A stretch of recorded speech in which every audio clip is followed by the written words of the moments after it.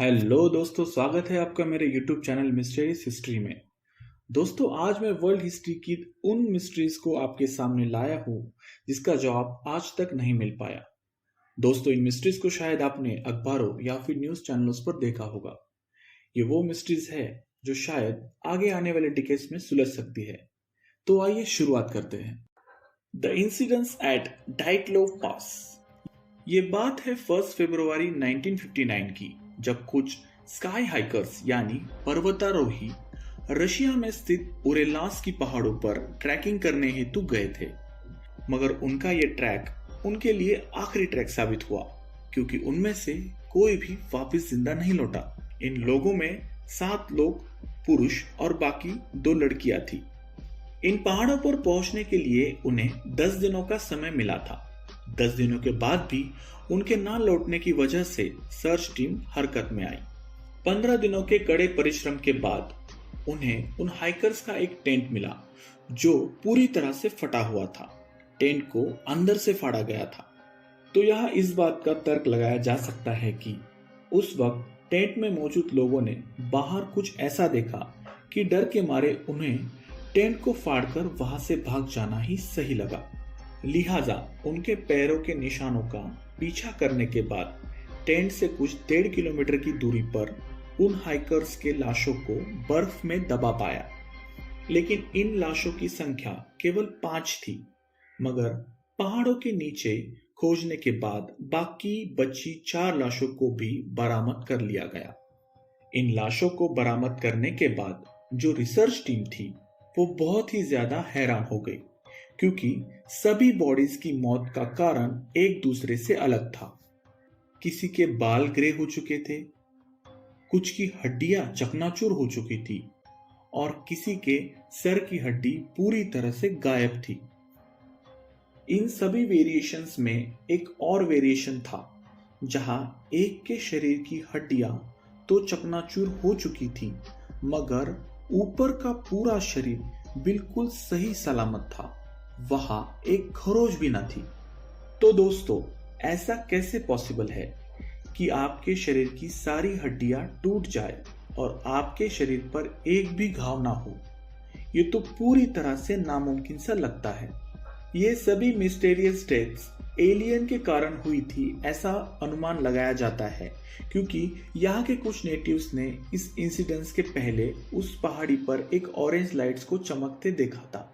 अब ये कितना सच है और कितना झूठ, ये तो वही लोग जाने।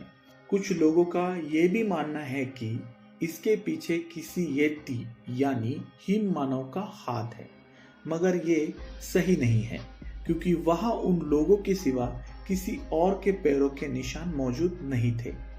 और वैसे भी रेडिएशन से किसी को मार डालना भला किसी येती का काम हो सकता है क्या? शायद आने वाला समय ही इस राज से पर्दा उठा पाए। तो चलिए इसे यही छोड़ चलते हैं हमारे अगले मिस्ट्री की तरफ। The mystery of dB Cooper. इस इंसिडेंस की शुरुआत होती है 24 नवंबर 1971 से, जहां अमेरिका के पोर्टलैंड एयरपोर्ट से डीबी कूपर नाम के एक इंसान ने चेक इन किया। उसका सफर पोर्टलैंड से सियाटिल तक का था। तब अमेरिका में डोमेस्टिक फ्लाइट्स के लिए किसी किस्म की कोई सख्ती नहीं हुआ करती थी। ना ही किसी पैसेंजर का सामान चेक किया जाता और ना ही उनकी आइडेंटिटी वेरीफाई की जाती थी। कूपर जिस फ्लाइट में बैठा था उस फ्लाइट्स का नाम बोइंग 727 था, जो नॉर्थ वेस्ट ओरिएंट एयरलाइन का था। कूपर के पास एक ब्रीफकेस था, जिस हिसाब से वो एक बिजनेसमैन लग रहा था। कूपर अपने ब्रीफकेस के साथ जहाज के सबसे आखिरी वाले सीट पर बैठा हुआ था। फ्लाइट ने दोपहर के लगभग 3 बजे उड़ान भरी। टेक ऑफ होते ही कूपर पीछे मुड़ा और पीछे बैठे एक एयर होस्टेस को हंसते हुए उसने एक इन्वेलप थमा दिया। उस एयर होस्टेस का नाम फ्लोरेंस था। जब उसने कूपर की दी उस चिट्ठी को पढ़ा तो उसके चेहरे का रंग फीका पड़ गया। उस चिट्ठी में लिखा था, miss, I have a bomb here and I would like you to sit by me. मेरे पास एक बॉम्ब है और मैं चाहता हूं कि आप मेरे पास आकर बैठ जाएं। फ्लोरेंस जब कूपर के पास आकर बैठी तब कूपर ने अपनी ब्रीफकेस खोली जिसमें 8 डायनामाइट और एक डेटोनेटर था। इन शॉर्ट्स में कहा जाए तो प्लेन हाईजैक हुआ था, जहां डैन कूपर ने टोटल 3 डिमांड रखी हुई थी। डिमांड नंबर 1, 5 बजे से पहले पहले $2 lakh cash. Demand number 2, 2 parachutes. और demand number 3, ready refuelling truck in Siachen airport. अपनी इन डिमांड्स के बाद उसने फ्लोरेंस को यह धमकी भी दी कि अगर आपने मेरा ये काम नहीं किया तो मैं इस बॉम्ब को फटने दूंगा।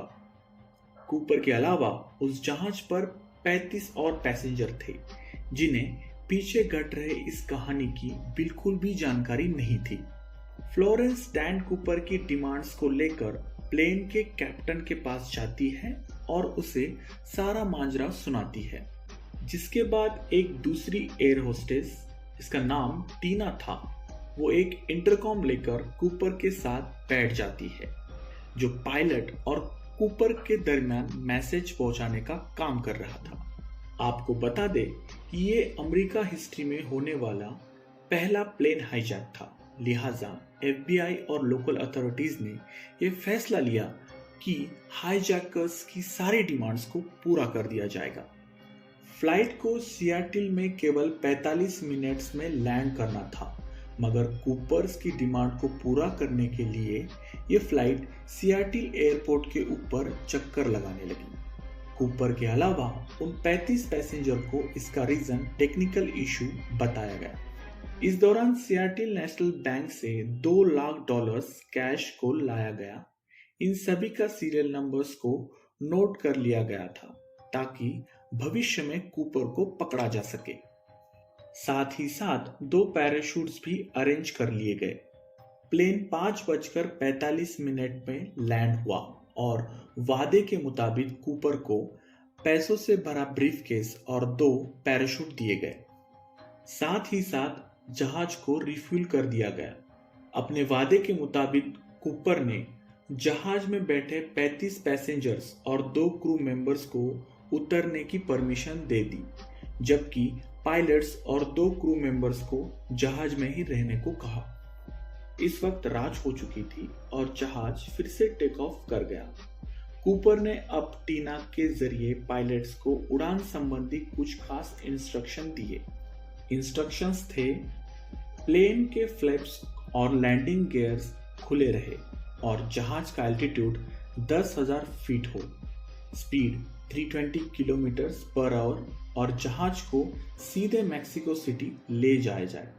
पायलट ने सारी डिमांड्स को मान लिया, बस प्लेन को मैक्सिको की तरफ ले जाना फ्यूल की कमी की वजह से नामुमकिन था। लिहाजा पायलट ने कूपर को रिफ्यूलिंग के लिए 2 ऑप्शंस दिए, रेनो या फिर फिनिक्स सिटी। कूपर रेनो के लिए राजी हो गया। इस बीच लोकल अथॉरिटीज भी अपना काम कर रही थी, जहां उन्होंने इस प्लेन के पीछे 2 फाइटर जेट्स को छोड़ा था, जो गुप्त तरीके से प्लेन का पीछा कर रहे थे। रात के करीब 8 बजने वाले थे। इस बीच डैन कूपर ने पास बैठे टीना को कॉकपिट में जाने के लिए कहा। टीना ने उसकी बात मानी और वो कॉकपिट की तरफ रवाना हो गई। जब वो कॉकपिट का दरवाजा बंद कर रही थी, तब उसने आखिरी बार कूपर को देखा। कूपर अपनी कमर पर कुछ बांध रहा था। उसके बाद जहाज की सीढ़ियां खुली और डैन कूपर ने वहां से प्लेन के बाहर छलांग लगा दी।